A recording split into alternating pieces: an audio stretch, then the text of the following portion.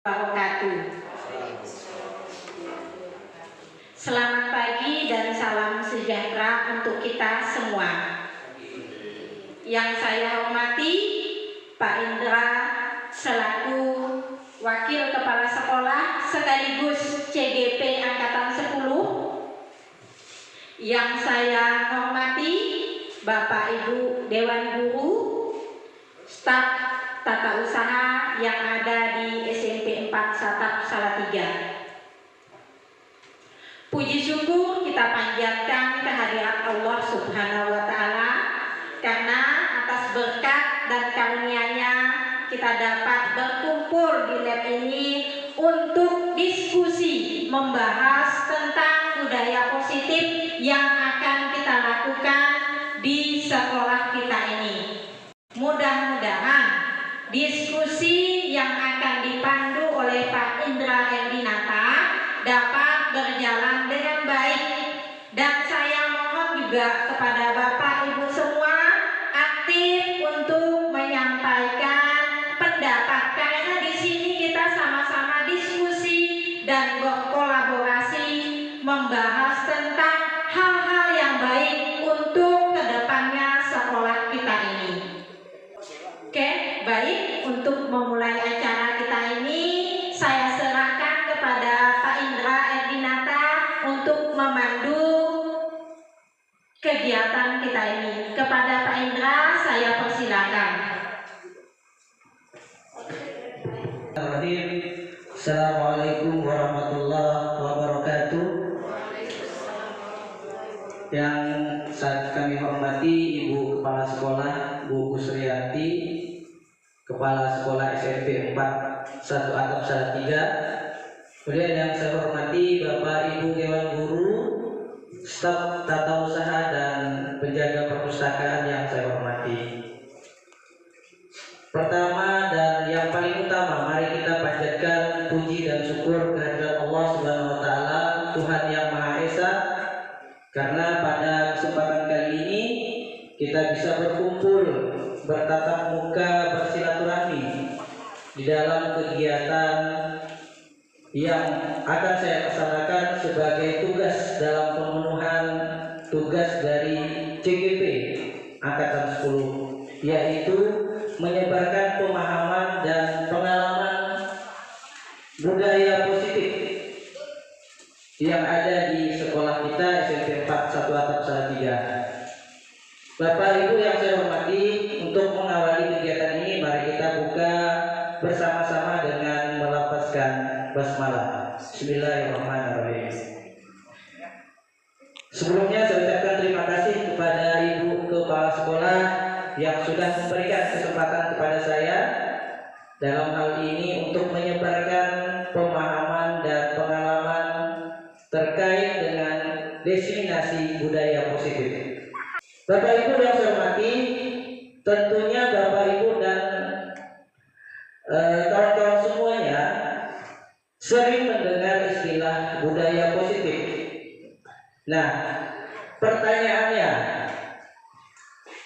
apa kira-kira yang Bapak Ibu ketahui tentang budaya positif? Mungkin ada yang mau menjawab? Edi mungkin. Silakan Pak Edi.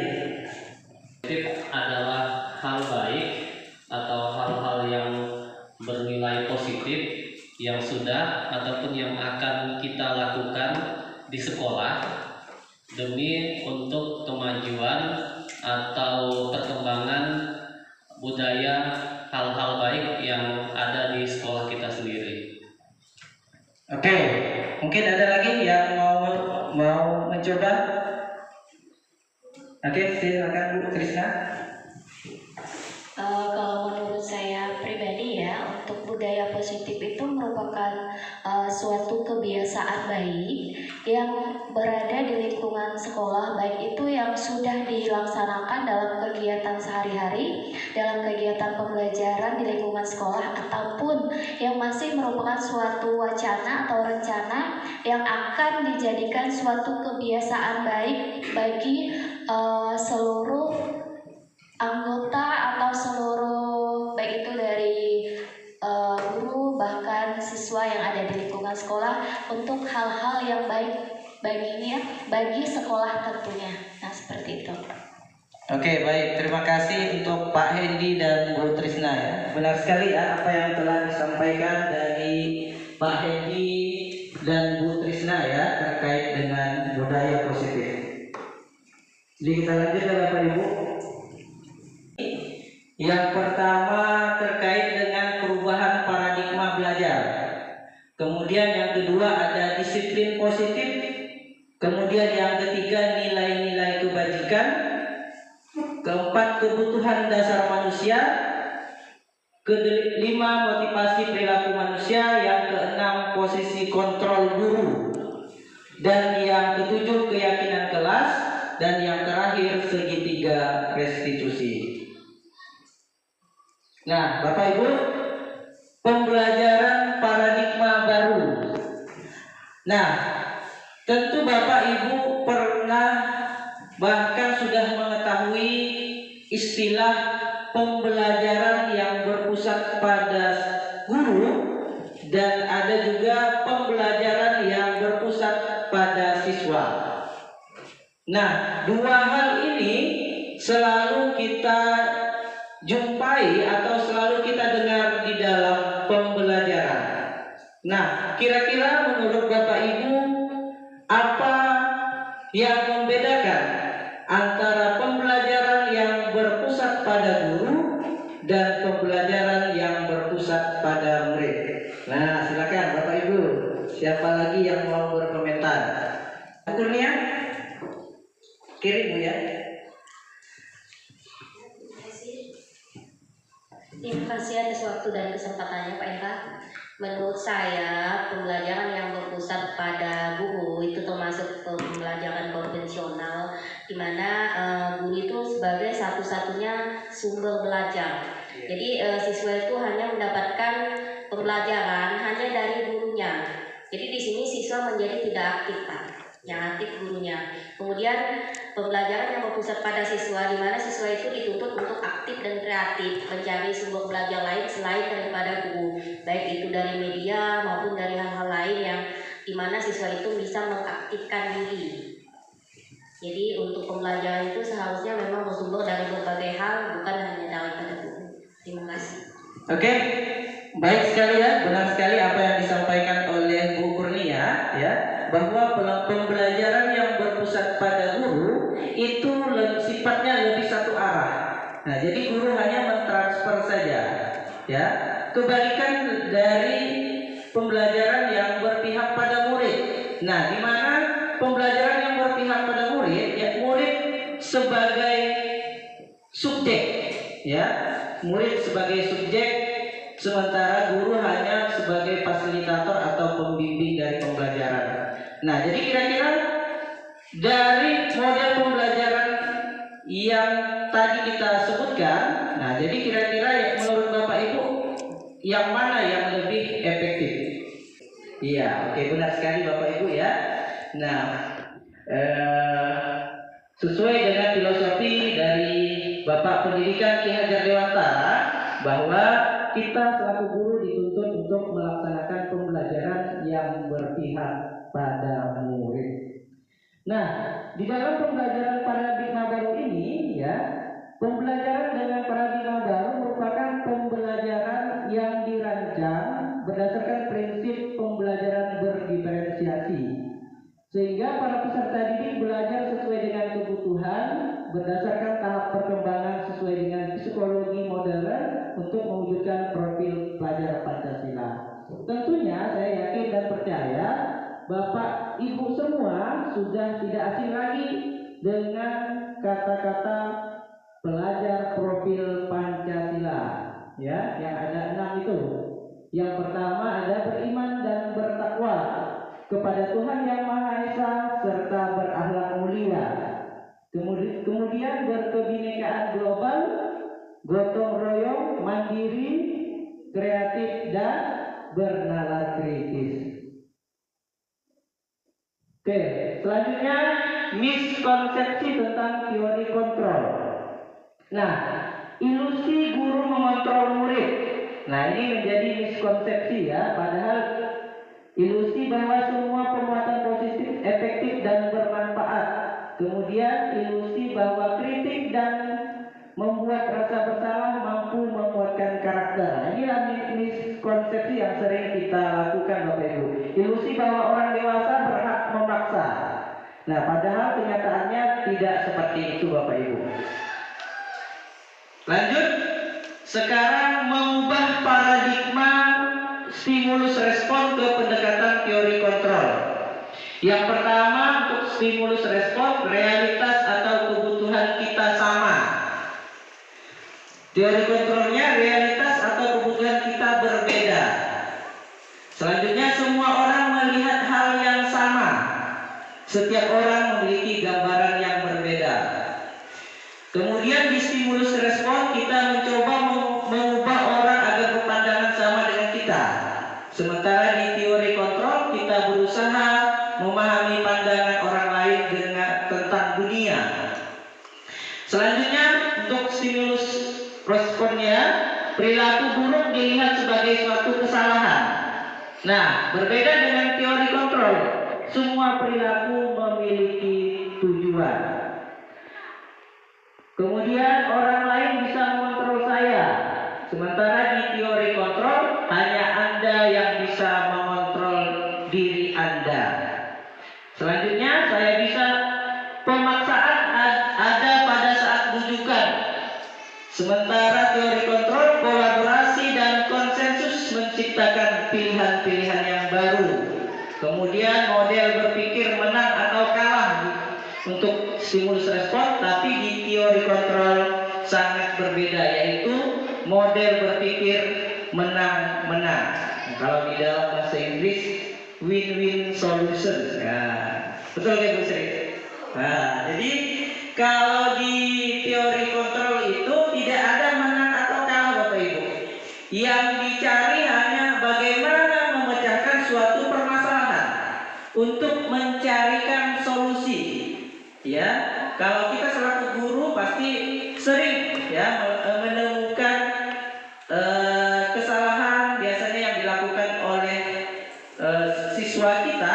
Nah, di sini kita tidak mencari siapa yang salah, tetapi kita untuk mencari solusi dari permasalahan yang dihadapi oleh siswa kita. Lanjut ya Bapak Ibu. Nah, disiplin positif. Nah, yang pertama ini disiplin positif.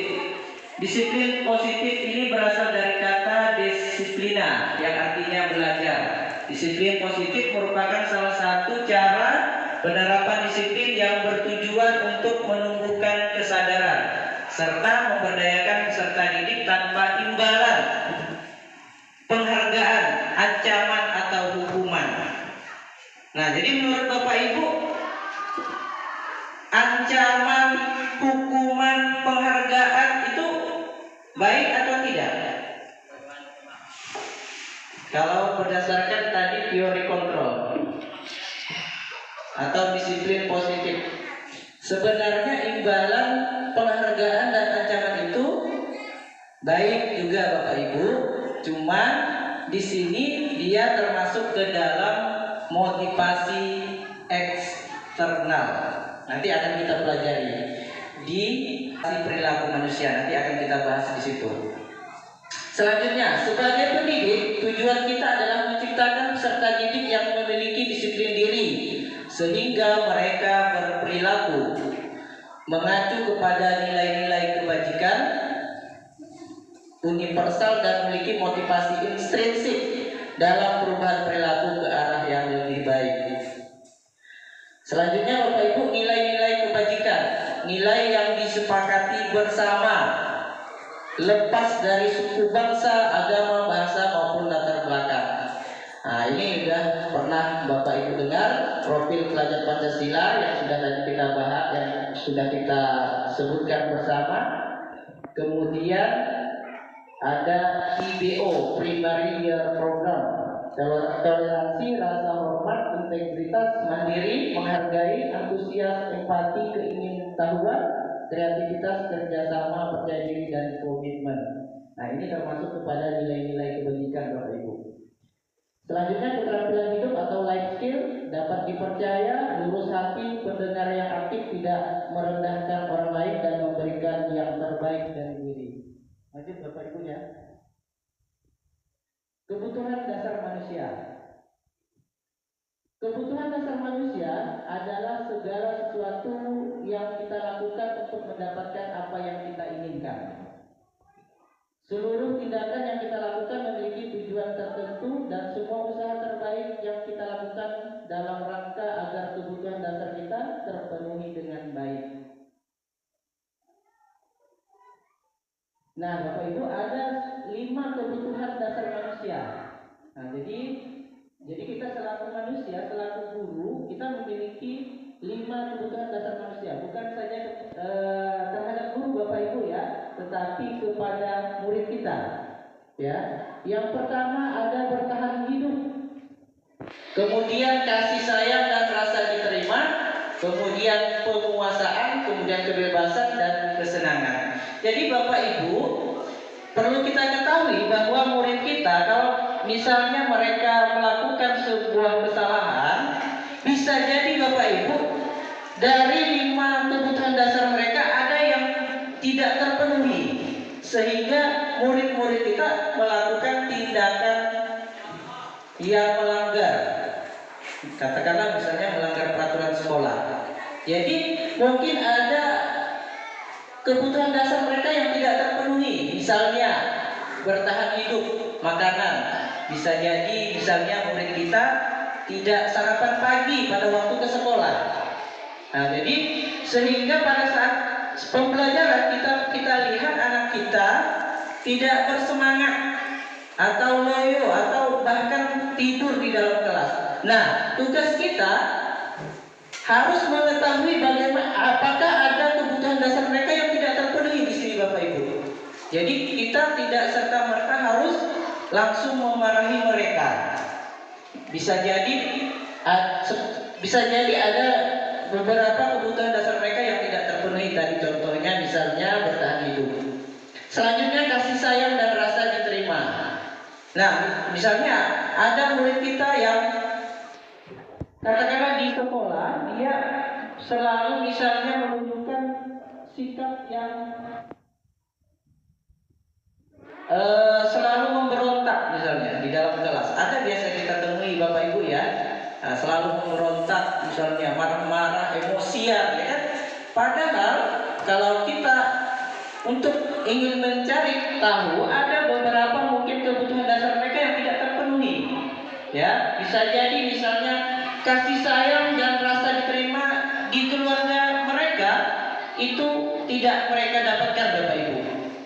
Sehingga mereka bisa melakukan hal-hal yang melanggar aturan atau yang bisa merugikan dirinya sendiri. Ya Bapak Ibu ya.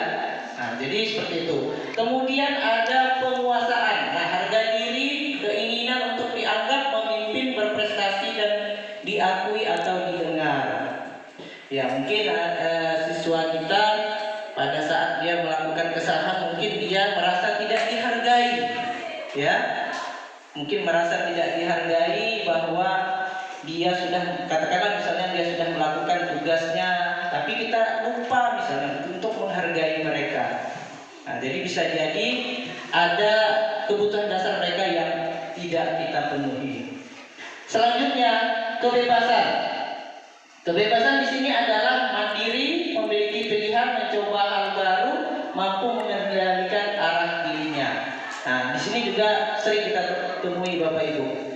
Anak ini merasa kurang bebas, ingin mendapatkan kebebasan, ya.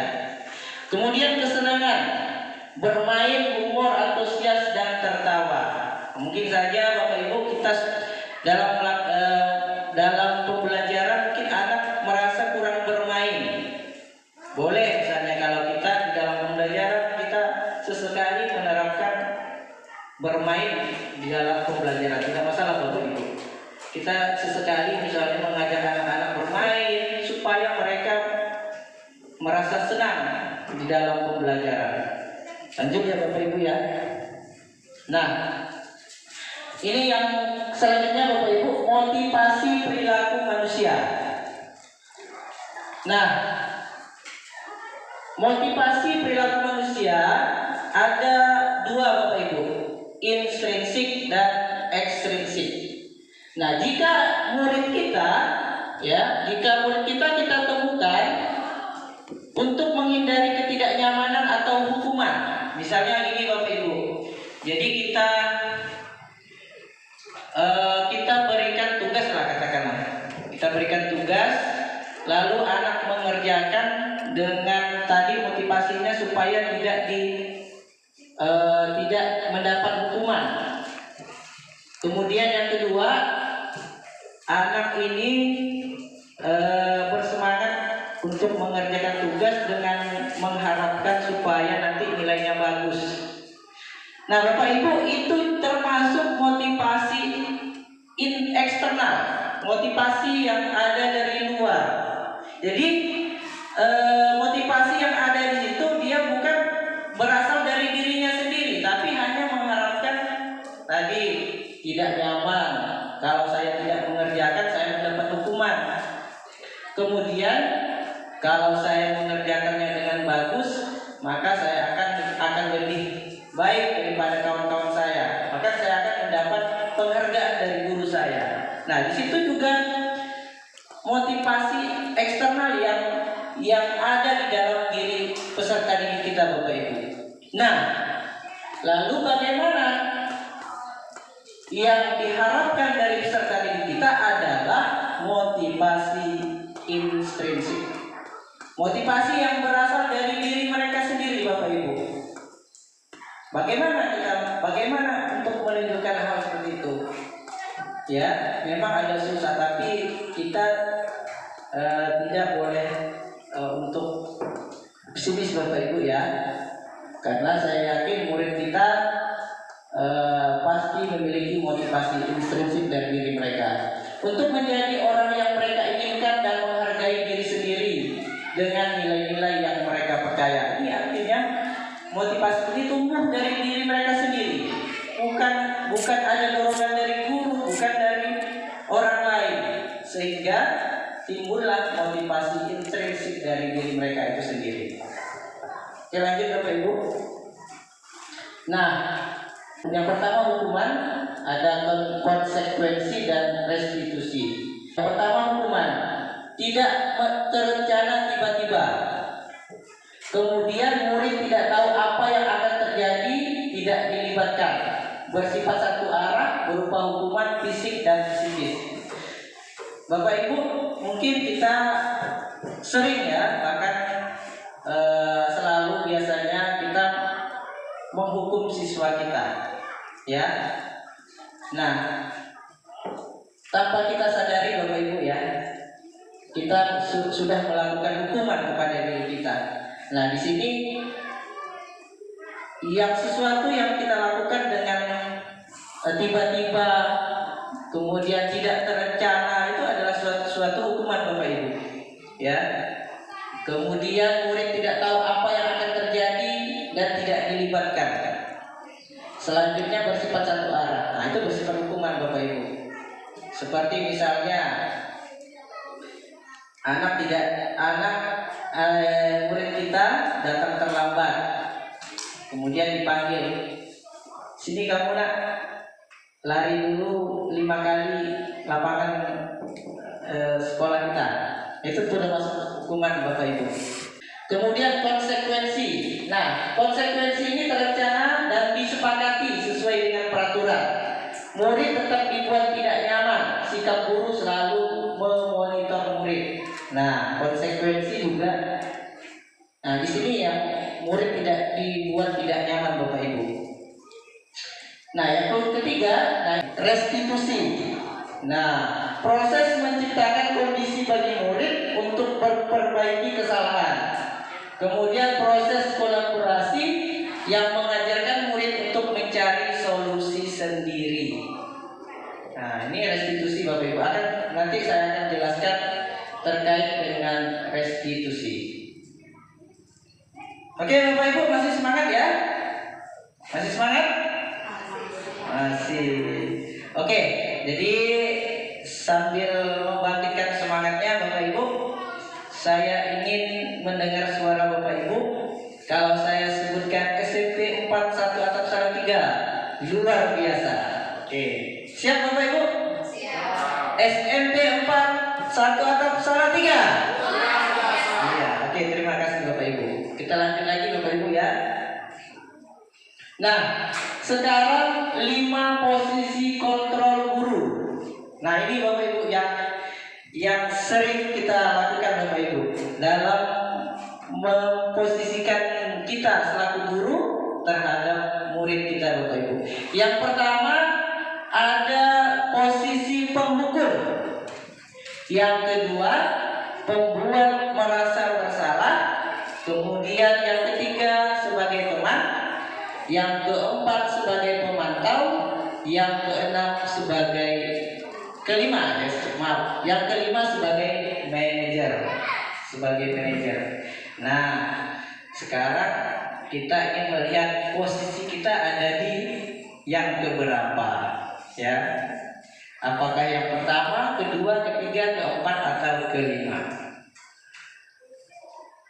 Nah, ini ada contoh Bapak Ibu ya, contoh penerapan 5 posisi kontrol guru.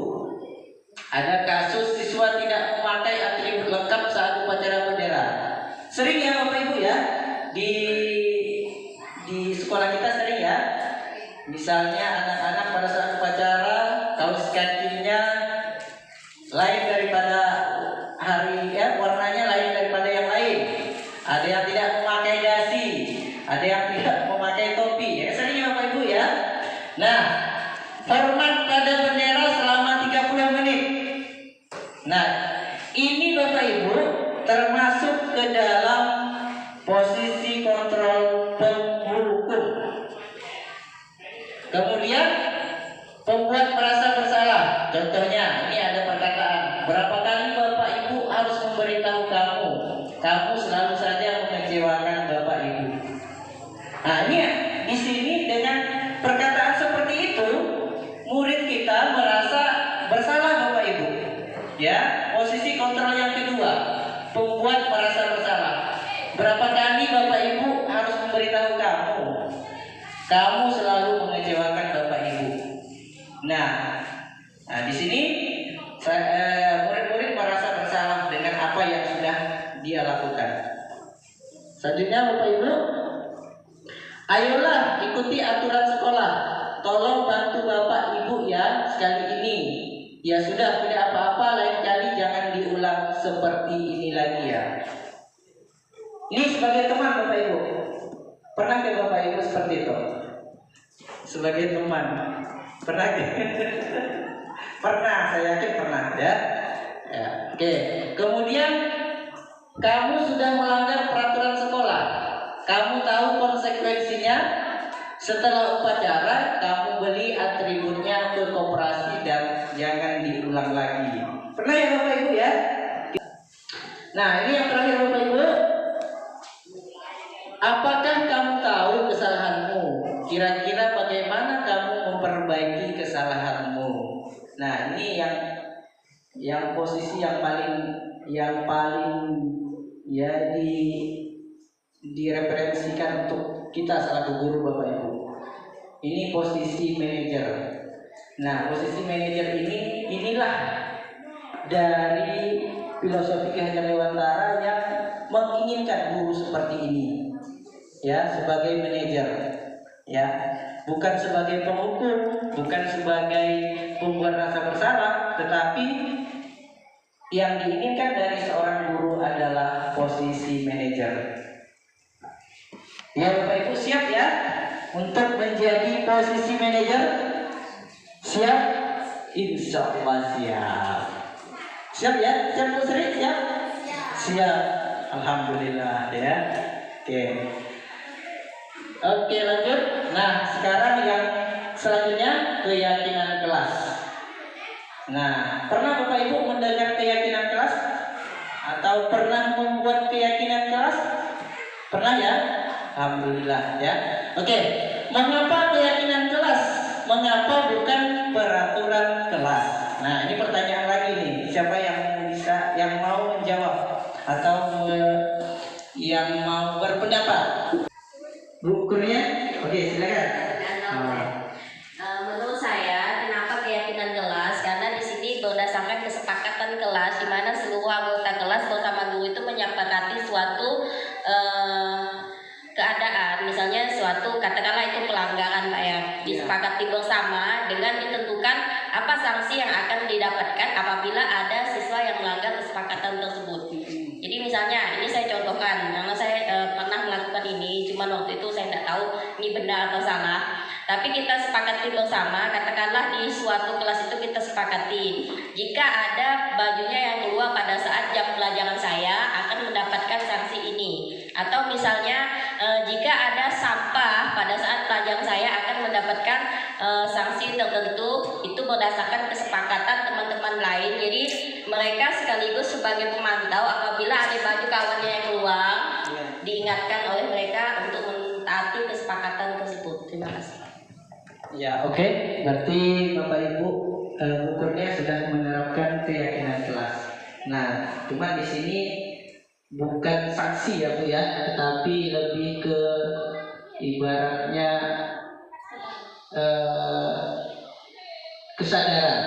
Ya, karena kalau sanksi nanti ujung-ujungnya kita selaku penghukum lagi ya kan, walaupun kita sepakati bersama. Nah, tapi bagaimana kalau misalnya tadi misalnya anak salah satu melanggar keyakinan tidak sesuai dengan keyakinan kelas misalnya kan, jadi anak itu berusaha untuk menyadarinya dan berusaha untuk bagaimana selanjutnya. Iya, karena kita selaku guru ini adalah sebagai manajer. Oke, kita lanjut. Nah, pembentukan keyakinan kelas. Nah, ini Bapak Ibu nanti bisa Bapak Ibu terapkan ya. Yang menjadi wali kelas boleh. Nanti siapa yang menjadi wali kelas, nah nanti bisa menerapkan keyakinan kelas. Yang pertama, keyakinan kelas itu Bapak Ibu bersifat abstrak, berupa penyampaian universal, dibuat dalam pernyataan positif. Nah, jadi dibuat dalam pernyataan positif Bapak Ibu. Nah, misalnya di dalam keyakinan kelas, kan biasanya kan anak itu suka membuang sampah sembarangan ya Bapak Ibu ya. Nah, jadi bagaimana membuat pernyataan positifnya?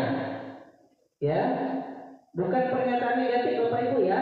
Misalnya kalau pernyataan negatif kan tidak membuang sampah sembarangan, nah, berarti kan itu negatif. Nah, berarti yang positifnya menjaga kebersihan kelas. Nah, nanti tinggal disepakati bersama dengan siswa kita.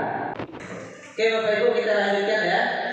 Masih ke pembentukan keyakinan kelas. Yang pertama tadi bersifat abstrak, kemudian berupa pernyataan universal. Yang kedua dibuat dalam pernyataan positif. Kemudian sedikit saja agar mudah diingat. Jadi tidak usah banyak-banyak Bapak Ibu. Ya, sedikit saja. Kemudian sesuai dengan kondisi kelas dan sekolah sehingga mudah ditetapkan. Nah, ini yang selanjutnya Bapak Ibu, segitiga restitusi.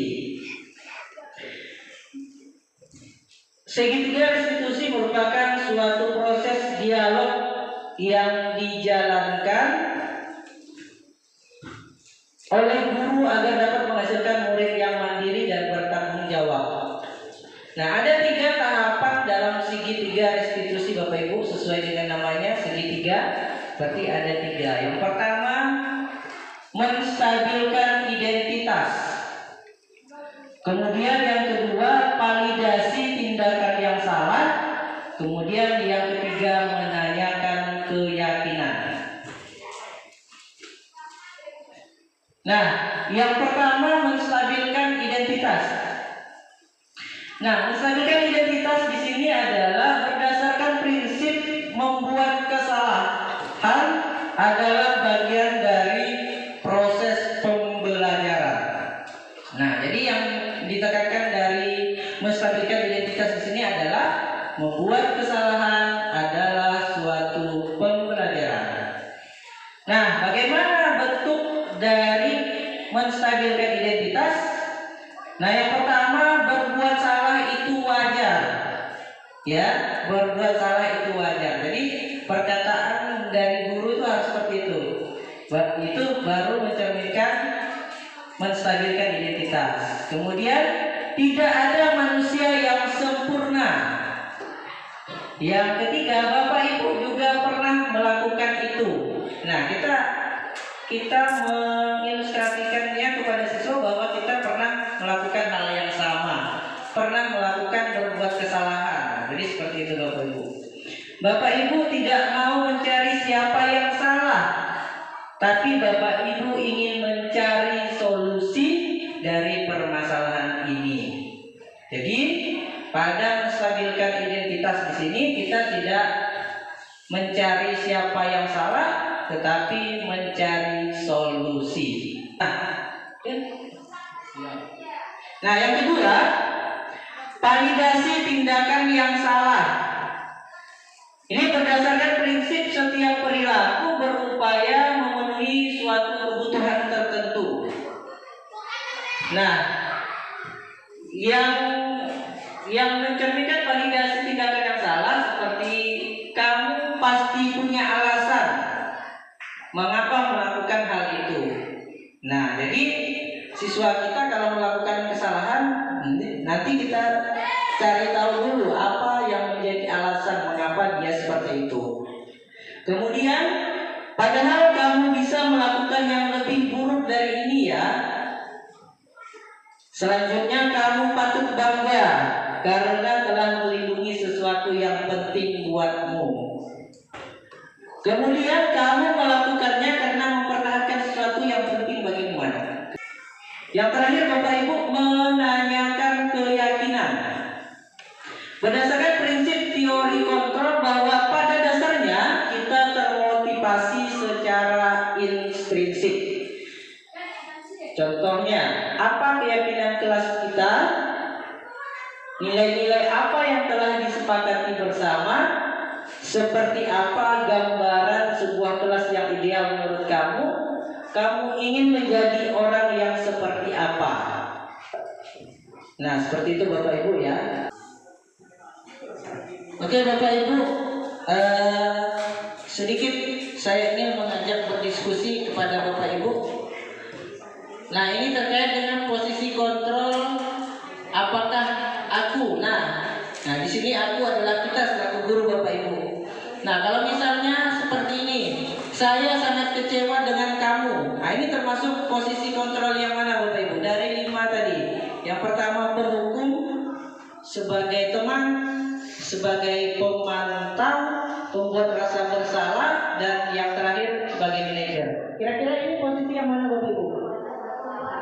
Saya sangat kecewa dengan kamu. Membuat rasa bersalah? Oke.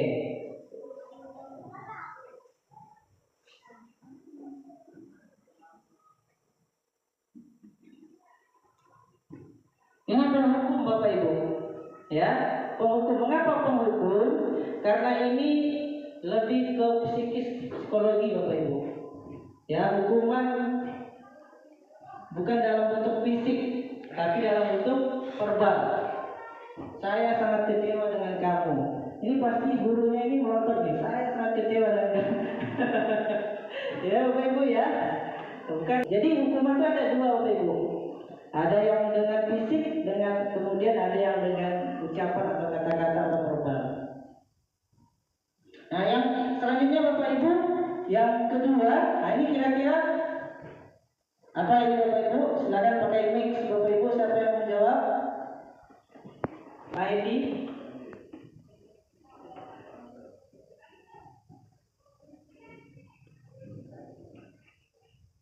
Kamu tidak kasihan dengan Bapak Ibu akibat kamu terlambat, Bapak Ibu bisa dimarah kepala sekolah. Ya, dari pernyataan ini adalah posisi pembuat rasa bersalah. Oke, bagaimana Bapak Ibu? Sepakat? Setuju? Oke.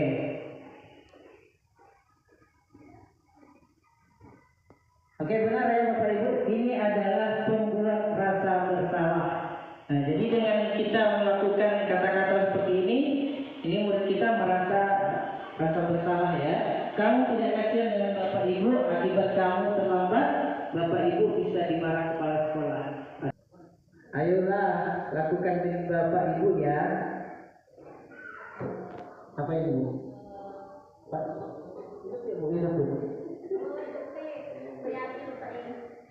Ya, posisi kontrol untuk kalimat ayo lakukan dengan Bapak Ibu, saya pikir ya untuk posisi teman, sebagai teman. Oke, sebagai teman ya. Iya. Bagaimana Bapak Ibu sepakat sebagai teman? Kata Putri, sepakat ya. Oke. Kemudian selanjutnya, kamu tidak pernah mendapat nilai jika tidak mengerjakan tugas. Nah, siapa yang jawab nih? Bu Sofi. Oke, silakan Bu Sofi. Pilihannya ada 5. Yang pertama penghukum, yang kedua pembuat rasa bersalah, yang ketiga sebagai teman, yang keempat sebagai pemantau, yang terakhir sebagai manajer. Pemantau ya Pak. Pemantau. Bagaimana Bapak Ibu, sepakat? Oke, sepakat. Pemantau. Nah, yang terakhir. Nah, siapa yang menjawab ini? Apa rencanamu untuk menyelesaikan masalah ini? Oke, Rizka mungkin jawab. Silakan.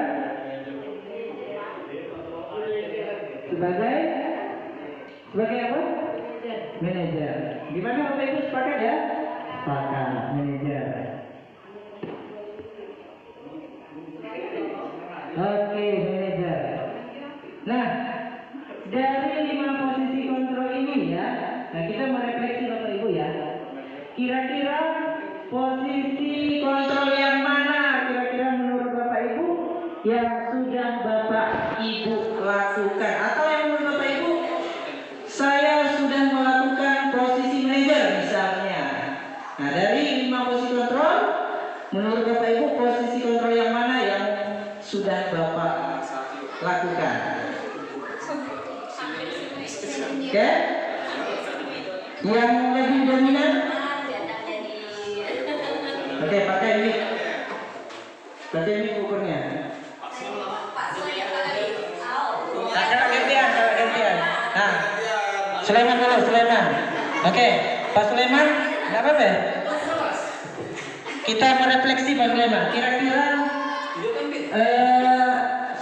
sekarang menurut Bapak, kira-kira posisi kontrol mana yang sudah sering Bapak lakukan? Untuk posisi kontrol, Nyalakan. posisi kontrol ya, kontrol yang sering saya terapkan ya. Biasanya yang pertama tadi apa? Penghukum. Ya ada 5 kan? Iya. Manajer, Penghukum, pembuat merasa bersalah, sebagai teman, pemantau dan manajer. saya di sini Berada di posisi yang berapa? di penghukum. Penghukum. Oke, tidak apa Pak, tidak apa.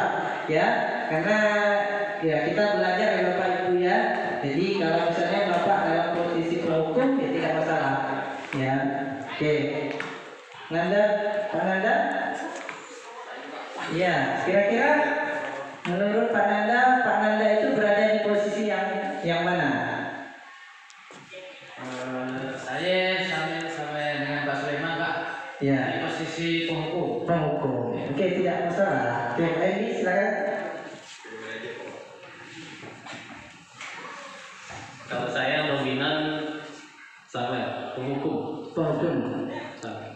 Oke. Lanjut bukunya. Oke. Kalau saya tuh tergantung situasi Pak Tergantung situasi. dan keadaan pada saat itu. Ada kalanya saya menjadi penghukum, cuman suatu itu juga kadang bisa menjadi pemantau atau teman. Iya. Oke, selesai. Yang oke, Bu Sri, gimana? Nah, Kita refleksi dulu. kalau saya posisi kontrol yang sering saya lakukan itu karena Saya sebagai wali kelas. Boleh lebih dari satu. Oh, lebih dari satu. Boleh. Yang paling sering saya lakukan adalah manajer. Manajer. Iya. Oke, tepuk tangan dulu buat Bu Sri. Oke, manajer. Oke, kata wali kelas ya, berarti cocok untuk jadi wali kelas lagi. Oke, setuju ya Bapak Ibu ya? Karena dia sudah menerapkan posisi manajer. Saya pensiun, Mbak. Oke, lanjut ke Bu Trisna, mungkin terakhir ke Bu Trisna.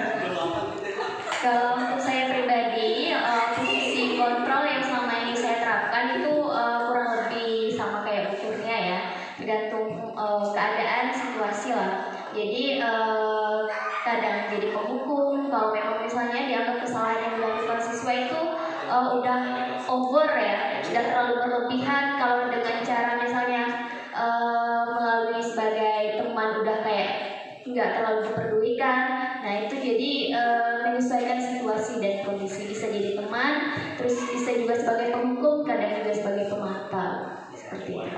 Oke, cocok jadi wali kelas kata Pak Hedi. Oke, baik Bapak Ibu ya. Sekali lagi tepuk tangan untuk kita semua. Nah, oke, tadi bermacam-macam, ada yang penghukum, ada yang manajer, ada yang tergantung situasi dan kondisi ya.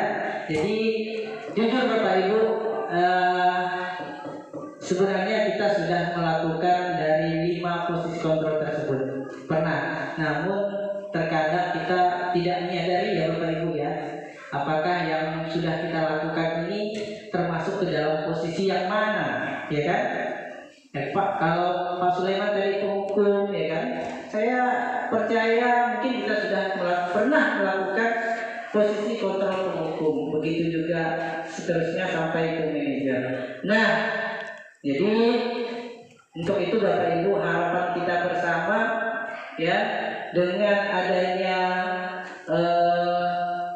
diseminasi pemahaman tentang budaya positif ini, jadi harapan kita bersama Bapak Ibu, semoga kita selaku guru bisa menerapkan posisi yang paling terakhir ya Bapak Ibu ya, sebagai manajer. Itu harapan kita sesuai dengan filosofi Ki Hajar Dewantara, yang mana kita selaku guru harus bisa memberikan tuntunan, menuntun murid kita untuk memperoleh kebahagiaan dan keselamatan dalam hidup mereka. Jadi seperti itu ya Bapak Ibu.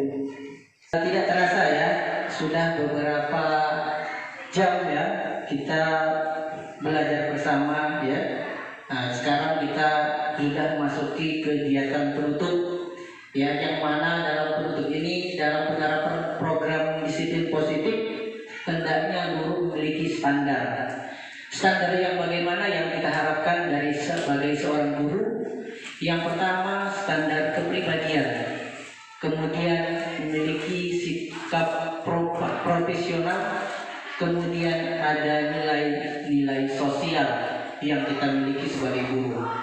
Kemudian kita juga harus mampu untuk merefleksi diri dalam posisi kontrol saat ini.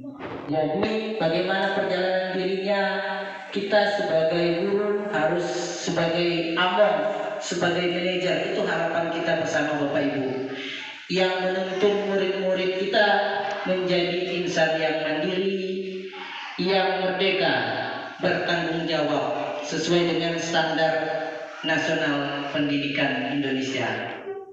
Saya rasa Bapak Ibu mungkin itu untuk penyebaran pemahaman atau diseminasi yang bisa saya berikan kepada Bapak Ibu. Mudah-mudahan apa yang kita lakukan pada hari ini tentunya dapat memberikan pencerahan dan paling tidak memberikan manfaat untuk kita semua, sehingga kita selaku guru dapat berkolaborasi di dalam menerapkan budaya positif yang ada di sekolah kita. Terakhir Bapak Ibu, sebelum kita tutup, saya ingin memperoleh refleksi dari Bapak Ibu. Refleksi terkait dengan apa yang sudah saya sampaikan. Silakan perasaan Bapak Ibu setelah tahu bahwa posisi kontrol segitiga restitusi maupun motivasi perilaku, silakan Bapak Ibu sampaikan. Oke, siapa yang mau merefleksi dari kegiatan kita pada hari ini, Bapak Ibu? Pak Hendi, silakan. Terima kasih Pak Indra. Jadi dari pemaparan materi sebagai refleksi bagi saya pribadi sebagai guru dan sebagai pendidik, bahwa dalam budaya disiplin positif di sekolah ini memang sudah ada dan harus kita rencanakan mana yang positif lagi, kemudian harus kita realisasikan sehingga menurut kita ini di dalam membangun budaya positifnya bisa kita dampingi, bisa kita tuntun mereka sesuai dengan tanggung jawab kita. Sebenarnya di sini adalah sebagai manajer yang terpenting. Jadi kita tidak boleh berada di posisi sebagai penghukum atau pembuat rasa bersalah ataupun hal-hal yang lain yang membuat mereka merasa terpojokkan. Jadi kita harus bisa membangun mereka menjadi anak-anak yang memiliki sikap positif sepanjang masa mereka belajar di sekolah kita. Oke, baik. Terima kasih Pak Hendi yang sudah merefleksi apa yang Pak Hendi sampaikan, sangat benar sekali ya. Oke, mungkin ada satu lagi yang mau Pak Hendi, ya terakhir ya, dua refleksi. Oke, terima kasih Pak Indra. Nah, jadi untuk refleksi kali ini ilmu yang didapat tuh kurang lebih seperti tadi untuk kontrol diri ya, terutama seorang guru terhadap siswanya terkait dengan 5 hal tadi, yaitu kontrol penghukum, kontrol pembuat merasa bersalah, kontrol sebagai teman, lalu kontrol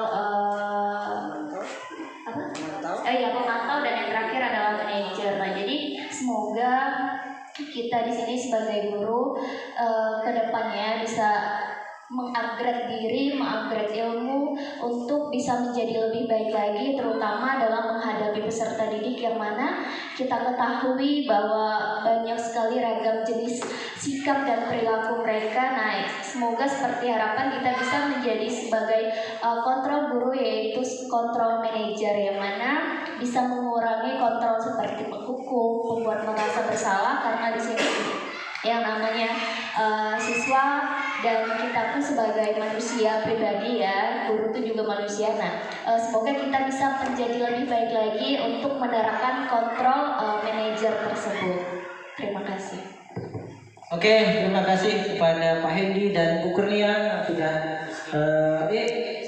Pak Hendi dan Bu Trisna ya, maaf, yang sudah merefleksi kegiatan kita pada hari ini. Sekali lagi saya ucapkan terima kasih kepada Bapak Ibu yang sudah berkolaborasi ya pada saat kali ini. Bagaimana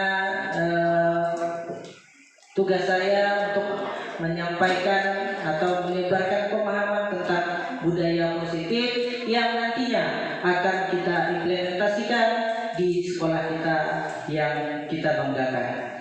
Sekali lagi saya mohon maaf Bapak Ibu kalau ada misalnya tindak tanduk, tutur kata, perbuatan yang menyinggung Bapak Ibu semua, ya saya mohon maaf yang sebesar-besarnya. Kemudian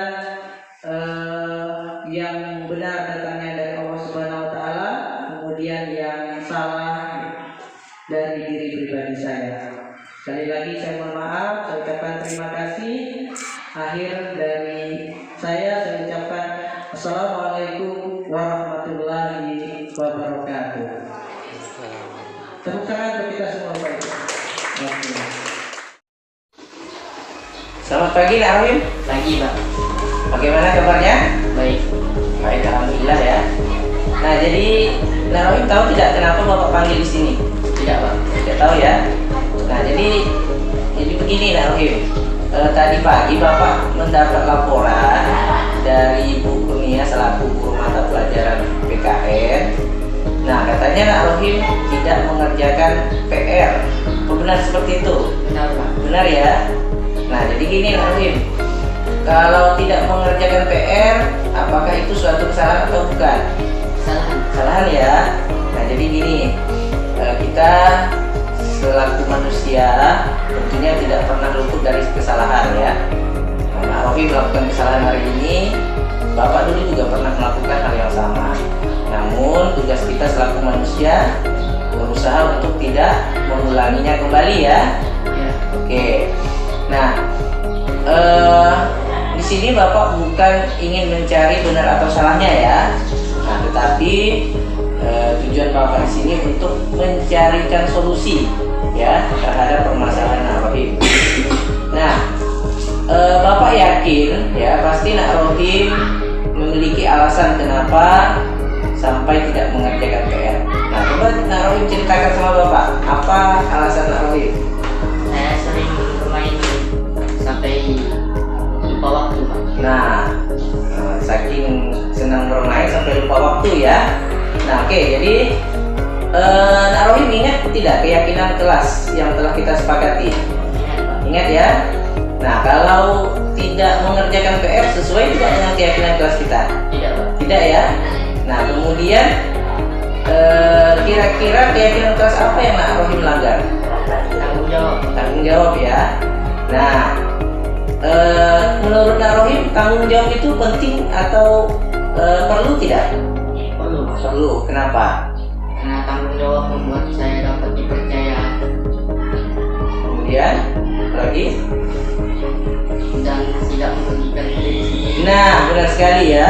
Kalau Nak Rohim tanggung jawab, Nak Rohim dipercaya orang lain, dan yang paling penting tidak merugikan diri Nak Rohim sendiri. Nah, oke, selanjutnya kira-kira apa yang Nak Rohim lakukan setelah ini? Saya akan meminta maaf kepada gurunya. Ya. Mengerjakan PR yang diberikan kepada saya dan tidak mengulangi kesalahan yang Nah, tepat sekali. Artinya Nak Rohim sudah menemukan solusi dari permasalahan Nak Rohim sendiri. Nah, jadi Bapak berharap ya semoga Nak Rohim bisa berubah dan menyesali perbuatan yang telah Nak Rohim lakukan dan tidak mengulanginya kembali. Silakan Nak Rohim kembali ke kelas ya, mengikuti pelajaran seperti biasanya lagi. Oke, silakan. Assalamualaikum warahmatullahi wabarakatuh. Perkenalkan, nama saya Muhammad Rohim. Saya dari kelas 8. Saya senang sekali diajak berdiskusi oleh Pak Indra untuk menemukan solusi dari permasalahan saya. Saya berjanji tidak akan mengulangi kesalahan yang sama. Wassalamualaikum warahmatullahi wabarakatuh. Assalamualaikum warahmatullahi wabarakatuh. Waalaikumsalam warahmatullahi wabarakatuh. Bagaimana kabar kalian? Baik. Nah, oke, baik, alhamdulillah ya. Jadi pada kesempatan kali ini Bapak akan mengajak kalian untuk membuat sebuah keyakinan kelas. Apakah kalian sudah pernah mendengar istilah keyakinan kelas? Belum ya? Nah, jadi sedikit Bapak jelaskan ya. Keyakinan kelas mirip-mirip seperti peraturan kelas. Nah, cuma di sini adalah keyakinan kelas ini kita buat secara bersama-sama yang nantinya akan kita sepakati dan kita yakini. Seperti contoh misalnya ya, kita menemukan sampah di dalam kelas. Nah, lalu apa yang harus kita lakukan? Membuang sampah pada tempatnya. Nah, bagaimana bentuk keyakinan kelas yang akan kita buat? Nah, keyakinan kelas yang akan kita buat harus menunjukkan nilai kebajikan ya yang ada di dalamnya. Kemudian di dalam membuat keyakinan kelas ya, menggunakan pernyataan positif. Kalau kita membuat sebuah pernyataan positif, kita jangan menggunakan kata tidak atau dilarang ya, atau jangan. Paham? Oke. Setelah ini Bapak akan membagikan sticky note ya kepada kalian. Nah, tugas kalian nanti menulis ya, cukup satu saja ya, keyakinan kelas menurut kalian yang akan kita sepakati dan kita yakini bersama.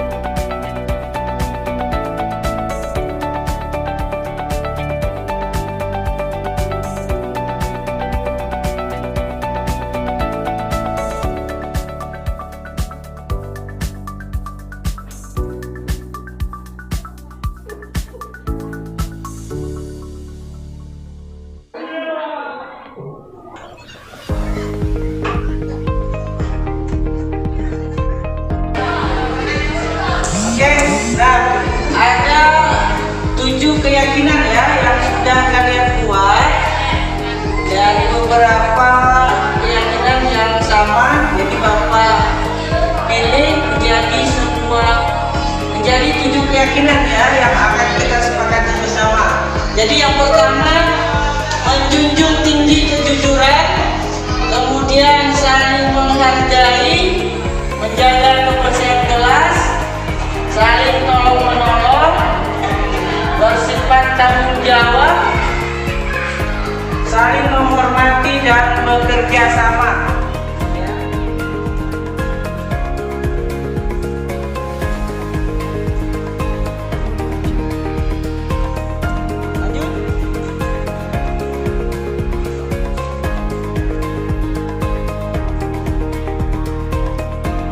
Lanjut.